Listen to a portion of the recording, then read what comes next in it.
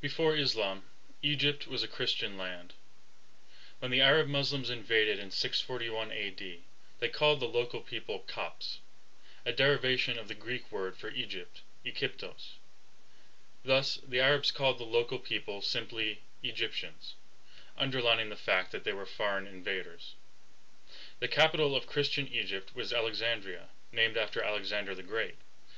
The Church of Alexandria was founded in 42 AD, which makes it the longest uninterrupted institution of Christianity on earth.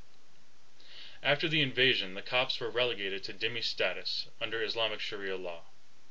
Christians could continue to worship, but were not allowed to build new churches or renovate the churches that already existed. Dhimmis were required to pay a tribute tax to the Muslim rulers and acknowledge Muslim supremacy. Dhimmis were prohibited from bearing arms or giving testimony in court cases involving Muslims. Obviously, these laws were designed to eliminate the indigenous religions, making it too humiliating and costly to maintain a different faith in a Muslim land. And in Egypt, they've had their desired effect. The former Coptic Christian majority now makes up only 10% of the population, under siege and decreasing every day. Their second-class status is underlined periodically by violence and destruction. In October 2005, angry Muslim crowds gathered around St. George's Coptic Church in Alexandria. One man burst into the church shouting, "Allahu Akbar," and stabbed a nun and a male parishioner. Before Islam, Iran was Persia. Persia had existed as an empire and a fountain of civilization and culture for more than 1,000 years. On the eve of the Arab-Muslim invasion in 637 AD, the religion of Persia was Zoroastrianism. Zoroastrianism is a monotheistic faith that rose in Persia at about the same time that Judaism developed in the Levant, and it had a profound influence on the three Abrahamic religions, as well as the religions of the East.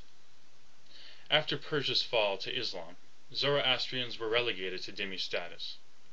Today they number less than 200,000 worldwide, the largest community being India, where refugees from Iran found some tolerance.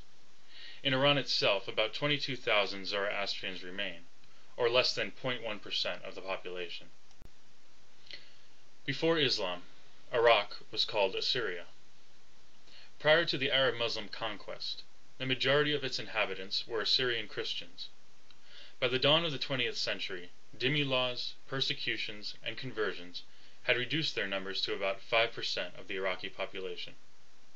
On the eve of the US-led invasion in 2003, this had dropped to 1%. A lot of noise has been made about the plight of Iraqi refugees since 2003. What is less widely known is that Assyrian Christians make up 40% of the 1 million refugees that have left Iraq, despite making up less than 1% of the population. These refugees represent 2/3 of the pre-war Christian population. The removal of the tyrant Saddam Hussein allowed the Sunni and Shia Muslims to revert to the customary persecution of their Christian neighbors. Frivolous events such as the Danish Muhammad cartoons have had very real repercussions for Iraq's dwindling Christian community in the form of bombings and murders. 7 churches were bombed in January 2006 in retaliation for the dreaded cartoons of blasphemy. Since the start of the war, at least 46 churches and monasteries have been bombed. These are 3 brief examples, but this story has been repeated wherever Islam has asserted itself. When Islam comes to a new nation, its purpose is not to adapt to the fabric of the host society, or to become just one religion among many equals. Its goal is to become the dominant religion. The Muslim belief is that once a territory has been under Muslim rule, it can never be relinquished again. And so, former Muslim colonies such as Spain, Israel, and the Balkans are high on the list for reconquest. But make no mistake, any territory is fair game. The territories where Islamic law is in force are known as Dar al-Islam, the domain of Islam.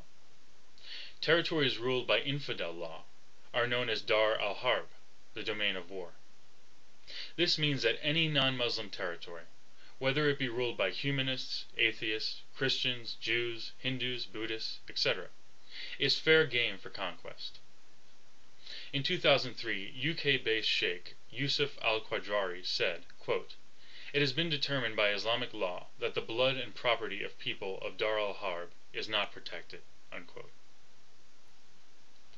These are the unvarnished, politically incorrect truths about the way in which Islam views the rest of the world.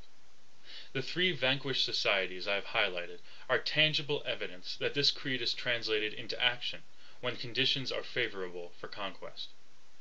Please keep this in mind as you make decisions that will determine the future path of your own societies.